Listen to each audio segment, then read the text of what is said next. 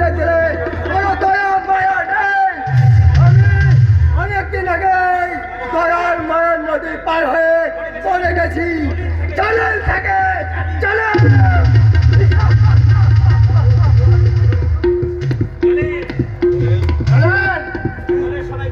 এই দলের সবাইকে বলে দেশ এই মরা ভারতের গন্ধে যেন সারা জঙ্গল মেতে ওঠে।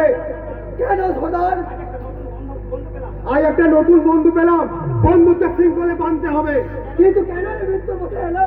আমার মতো ওরও মনে করে দুঃখ ডিপার্টমেন্টে আছে।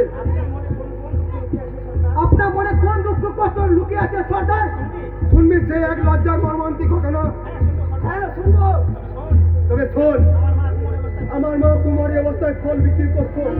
তারপর এক শেঠজির মায়ের সাথে প্রেম হয়, এই জন্ম নিলাম আমি।